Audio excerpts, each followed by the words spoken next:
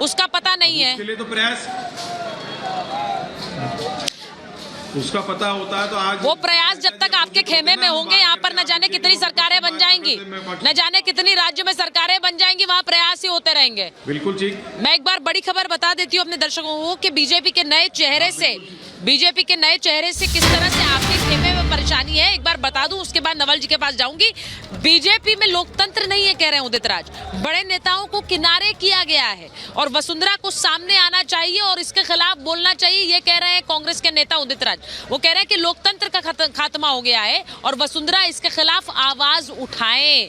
अब ये बात कही जा रही है। अब पार्टी में अगर नेतृत्व निर्णय ले रहा है, मैं एक बार नवल किशोर जी के पास जाऊं, उससे पहले समीर जी के पास जाती हूँ। समीर जी, ये सवाल कांग्रेस उठा रही है कि पार्टी में लोकतंत्र नहीं है, ये सवाल कांग्रेस उठा रही।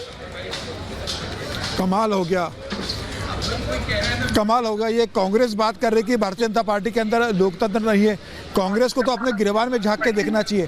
भारतीय जनता पार्टी संगठन के आधार पर किस तरीके से काम करती है, संगठन सर्वोपरि होता है और संगठन से जुड़े नेताओं को कैसे आगे लाती है, ये तीनों राज्यों में मुख्यमंत्री और उप मुख्यमंत्री को भारतीय जनता पार्टी ने बता दिया है। यहाँ किसी एक का अधिकार नहीं होता है कि वो लगातार मुख्यमंत्री बनेगा। मुझे लग रहा है कांग्रेस को ये सीखने की जरूरत है। और आप देखिए, मुख्यमंत्री चुनाव होता है, कभी ऐसा हुआ है कि इस पर स्पीकर का चुनाव भी विधायक दल की बैठक में कर दिया गया, भारतीय जनता पार्टी ने स्पीकर भी चुन लिया है। तो ये काम करने की शैली बताती है प्रधानमंत्री मोदी की कि वो भारतीय जनता पार्टी को किस दिशा की ओर ले जा रहे हैं।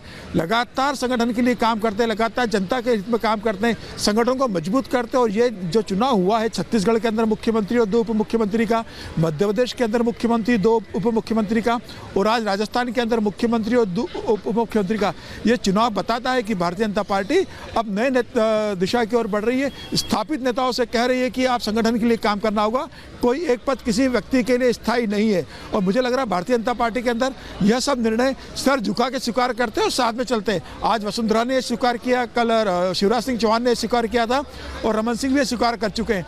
कांग्रेस को सीखने की जरूरत है कि जब अशोक गहलोत को मुख्यमंत्री का पद छोड़ने के लिए कहा जाता है तो वह विधायकों की बैठक करवा के कैसे बगावत करते हैं, यह पूरे देश ने देखा है, पूरे प्रदेश की जनता ने देखा है।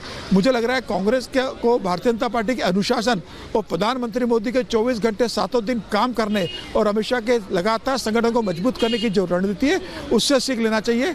ये तीनों चुनाव परिणाम ये बताते हैं कि 2024 में प्रधानमंत्री मोदी 350 सीटों जीतने की स्थिति की तैयारी कर रहे हैं। और इन 3 राज्यों से जो 65 सीटें आती है, 65 की 65 सीटें भारतीय जनता पार्टी जीतने जा रही है 2024 के चुनाव में। आप जो बात कह रहे हैं, आपने जो बात कही है, मैं उसी बात पर एक बार नवल किशोर जी के पास जा रही हूँ। नवल किशोर जी, आप आते रहा करिए महाभारत में, आपसे बहुत सारे सवाल पूछना अच्छा लगता है, उसके बड़े आप आराम से जवाब भी देते हैं। लेकिन एक सवाल आज आपसे सीधा ये है कि बीजेपी पर जो सीएम चुनने की प्रक्रिया है, उस पर कई सारे सवाल उठाए जा रहे हैं। लेकिन उन पार्टियों का क्या है जहां पर सीएम की पोस्ट रिजर्व्ड रहती है एक परिवार के लिए?